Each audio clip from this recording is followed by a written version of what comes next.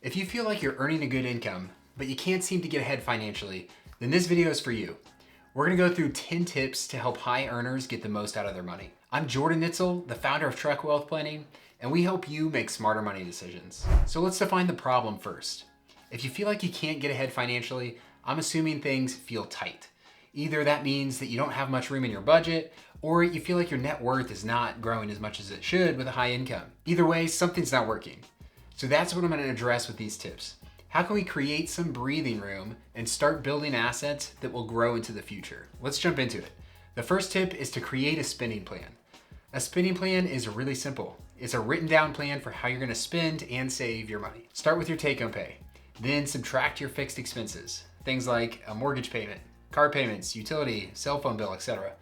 Then allocate what's left to more discretionary spending and saving. Discretionary spending is going to be things like entertainment, eating out, clothing. The key to an effective spending plan is to include non-monthly expenses.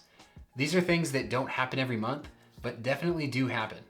Things like home maintenance, car repairs, and gifts around the holidays.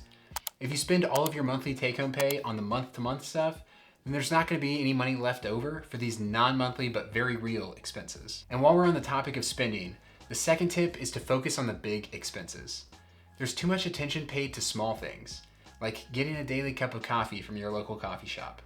If you make a high income, a daily coffee is not going to break the budget. The things that can hurt you are the big things, like housing and cars. These are the expenses that eat up the majority of your take-home pay, so these are the ones that you need to be extra diligent about, because a mortgage lender is going to have no problem telling you that you can afford a mortgage payment well over half of your take-home pay. But you don't ask your barber if you need a haircut, and you shouldn't ask the person earning a commission on your loan amount how much house you can afford. I'd aim for a total payment of less than 25% of your take-home pay. I realize in some areas that's not going to be possible, but if you go far over that, things are going to feel tight. For cars, don't base affordability on the car payment.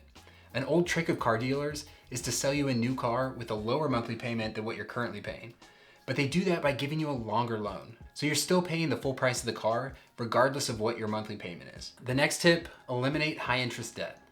Credit cards are an obvious culprit here with interest rates over 20%, but really I'd say anything over a 6 to 7% interest rate is high interest. By paying off this debt, you're no longer paying that interest rate, which means you're effectively earning a return on your money equivalent to whatever the interest rate is. In the case of high interest debt, the rate is usually more than you can hope to earn in the market. Now, to get rid of this debt, I would attack the highest interest rate first, then work your way down. So make the minimum payments on all debt except the one with the highest rate. Put all of your extra monthly income towards that one until it's gone. Then move on to the next highest rate until you've eliminated all of that high interest debt. Tip number 4, automate your saving. Money sitting in your checking account is more likely to be spent.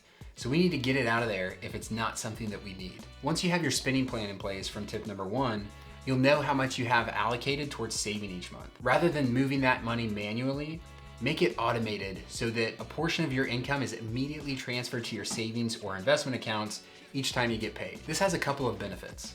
First, automating your saving takes willpower out of the equation and makes saving something that just happens. Second, it harnesses the power of compound interest.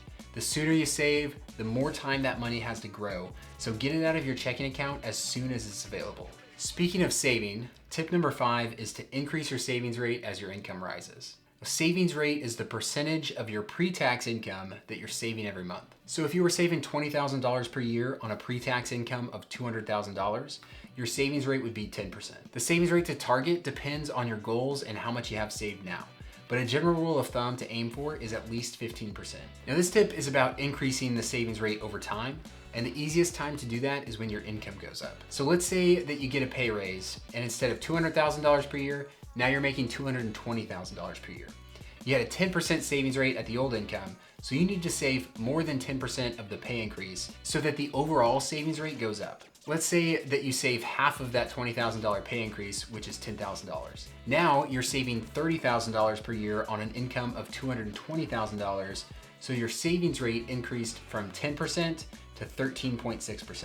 The key is to get that money saved before it gets absorbed into your living expenses. The next tip is to utilize tax-deferred investment accounts.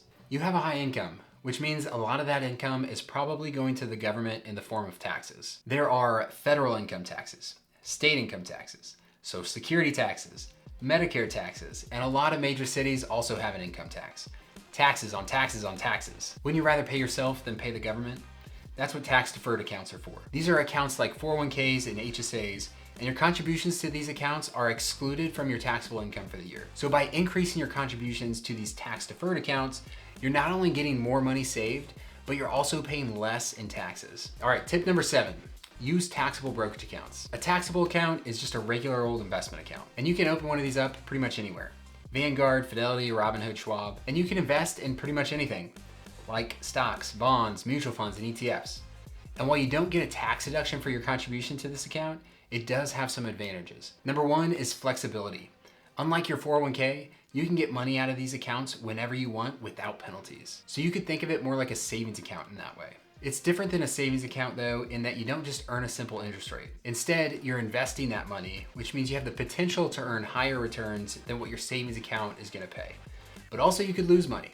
So it's important to take a diversified approach and go in knowing the risks. Money that you need within a couple of years is probably better kept in a savings account. However, money that you're saving for longer than that is where a taxable brokerage account can come in handy and allow you to build more savings over time.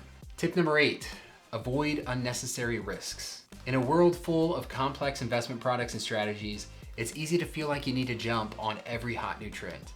But the truth is, keeping things simple usually gives you the best results. To have a high income, usually it means you've taken some sort of risk to get to this point and it's paid off. So there's a natural instinct to carry that mindset into your investing. And sometimes it does pay off, but more often than not, you will lose a lot of money or you'll just find yourself treading water. Study after study has shown that if you just keep things simple, meaning diversify, keep your costs down, and don't jump in and out of your investments, then you're probably gonna do better than the average investor. And for most people, that's gonna be enough to build wealth over time. It's okay to have some riskier investments, what I would call speculative investments, but you just don't wanna bet your future on them. Tip number 9, keep your mimetic desire in check. Mimetic desire is a concept popularized by French philosopher René Girard. And it basically says that our desires, the things that we want, come from the desires of other people. Girard says, man is the creature who does not know what to desire, and he turns to others in order to make up his mind. We desire what others desire because we imitate their desires. How does this apply to what we're talking about? Well, high income earners typically socialize with other high income earners. And so those groups tend to desire similar things. And in a social circle of high income earners, those things tend to be nice cars, big houses, and designer clothes. Now, what's the solution? I think you just need to be aware of this and try to keep those desires in check. All right, the last tip. Tip number 10. Make sure you're getting tax deductions for your charitable contributions. We've already talked about how taxes can eat up a lot of your income, so we want to minimize taxes as much as possible. Well, if you're making donations to charity, you're probably not getting any tax benefit from it. I have a video explaining why that's the case and what you can do about it, so watch that video next. And make sure to hit that subscribe button for more content that's gonna help you make smarter money decisions. As always, the information in this video is for a general audience and not for anyone in particular. It's important to consult with a financial professional before making any changes to your financial plan. See you next time.